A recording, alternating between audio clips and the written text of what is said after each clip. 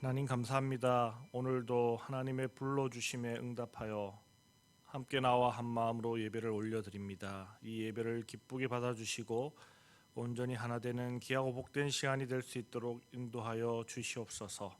감사드리며 예수님 이름으로 기도드립니다. 아멘.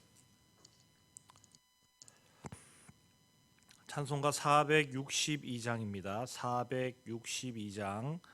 통일 찬송가는 517장입니다.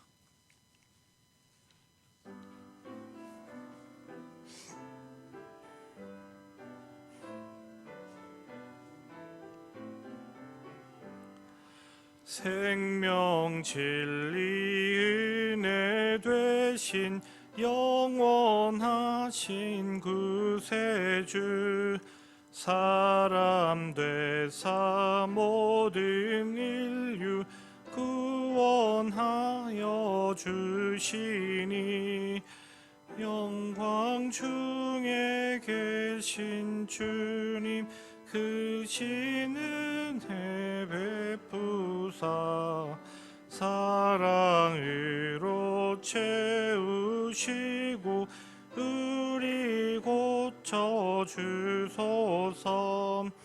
남 섬기며 사신 주님 우리들도 본받고 이웃 사랑 나누면서 살아가게 하소서.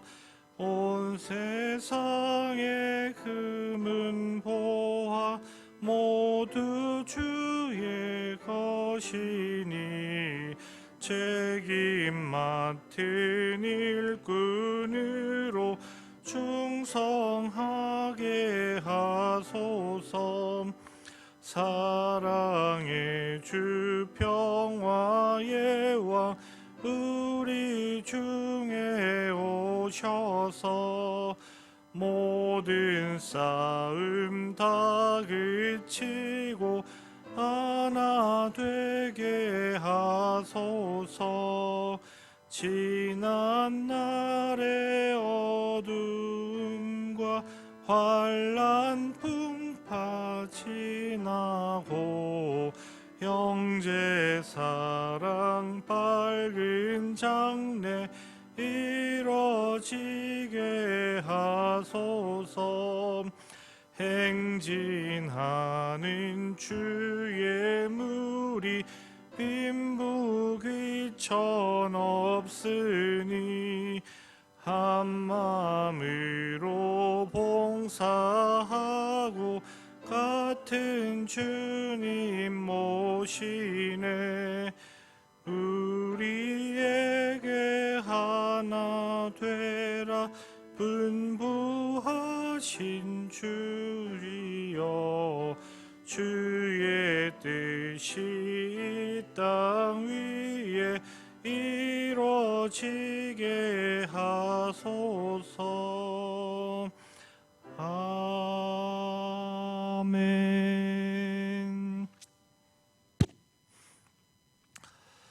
하나님의 말씀 에베소서 4장 1절로부터 6절까지의 말씀입니다.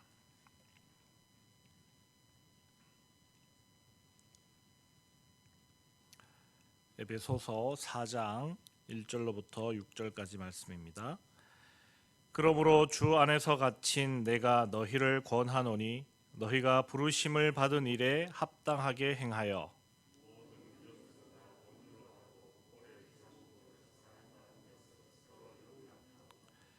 평안에 매는 줄로 성령이 하나 되게 하신 것을 힘써 지키라.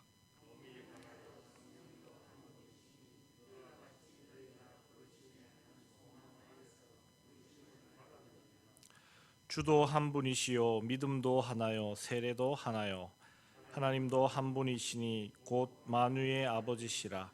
만유 위에 계시고 만유를 통일하시고 만유 가운데 계시도다. 아멘. 에베소서는 바울의 옥중 서신입니다. 즉 바울이 옥에 갇힌 채 에베소 교인들과 믿음의 사람들에게 보낸 편지입니다. 그 내용은 비록 바울이 옥에 갇혀 있다 하여도 그로 인해 믿음이 약해지지 말라고 하는 것입니다.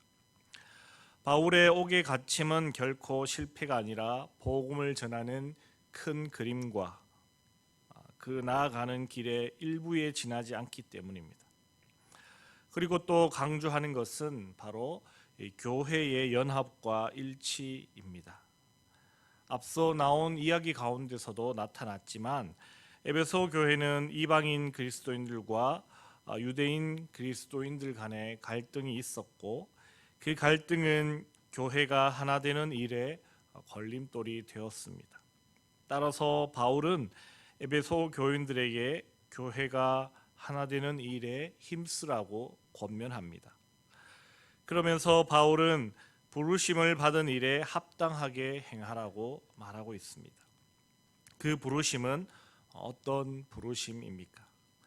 바로 하나님의 자녀로서의 부르심입니다. 하나님께 불순종함으로 죄를 저질러 하나님의 자녀로서의 권리를 잃어버리고 죽을 수밖에 없는 존재가 되었었는데 하나님께서 다시금 하나님의 자녀로서의 권리를 회복시켜 주시기 위해 불러주셨다는 것입니다. 그 부르심에 응답한 사람이 에베소 교회 교인들이라면, 그리스도인들이라면 그들은 그 불러주심에 합당한 모습으로 행해야 합니다. 즉 하나님의 자녀다운 모습으로 행동해야 한다는 것입니다. 하나님의 자녀다운 모습, 그 첫 번째는 바로 서로 용납함입니다. 분명 유대인 그리스도인들은 이방인 그리스도인들을 용납할 수 없었을 것입니다. 할례를 받지 않은 것, 정결 예법을 행하지 않는 것 등등 유대주의적 관점에서 그들을 용납할 수 없었을 것입니다. 이방인 그리스도인 입장에서도 유대인 그리스도인들을 바라보았을 때 마찬가지입니다. 그들은 여전히 율법주의에 매여 자유함을 누리지 못하는 사람들로 보였습니다. 그러나 그러한 것들을 다 내려놓고 하나님의 자녀로 부름받은 사람들은 서로 용납할 수 있어야 하는 것입니다. 왜 그런가 하면 바로 예수님께서 우리에게 그렇게 하셨기 때문입니다. 어떻게 그렇게 하셨습니까? 바로 겸손과 온유와 오래 참음과 사랑으로 우리에게 그렇게 하셨습니다. 겸손은 낮아짐을 말합니다. 하나님이 인간이 되신 것은 가장 낮아짐이십니다. 따뜻함으로 우리를 대해 주셨고 죄인들이 부르심을 듣고 돌아오도록 오래 기다려 주셨습니다. 그리고 사랑해 주셨습니다. 바로 죽음으로 우리를 사랑해 주셨습니다.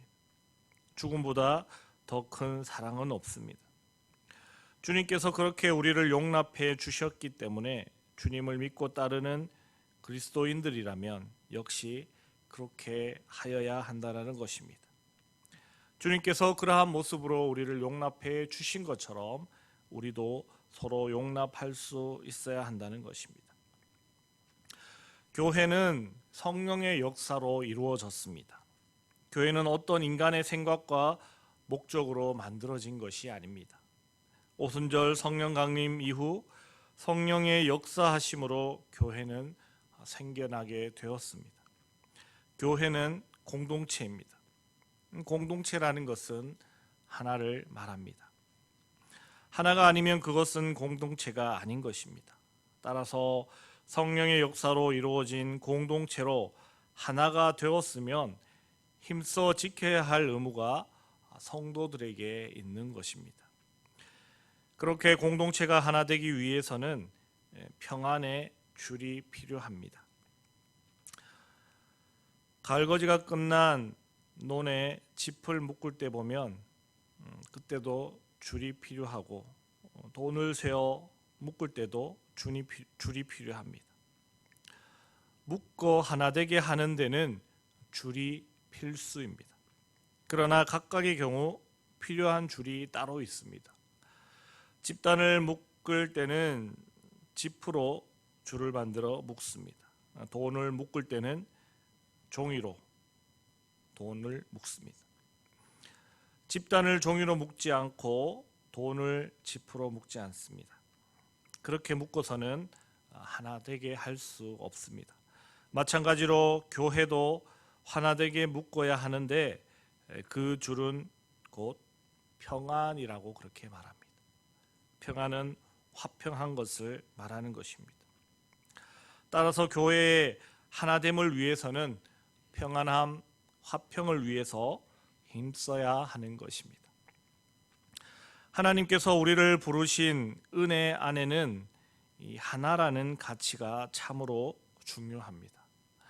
몸이 여러 지체로 이루어져 한 몸을 이루는 것과 같이 교회도 많은 사람들이 공동체를 이루어 하나가 됩니다. 성령도 우리를 구원하신 주님도 하나님도 삼위일체 하나님으로 한 분이십니다. 우리가 믿는 믿음도 하나이고 세례도 하나입니다. 우리가 부르심에 응답하여 나아가는 길은 오직 한 길 예수님을 믿는 믿음이며 우리의 죄 용서함 받는 그 길도 오직 한 길 예수님 한 분뿐이십니다. 우리를 부르시고 죄를 용서해 주시고 온전하게 하나 되게 하시는 하나님은 만유 위에 계시고 또 만유 가운데 계시다고 오늘 바울은 말하고 있습니다.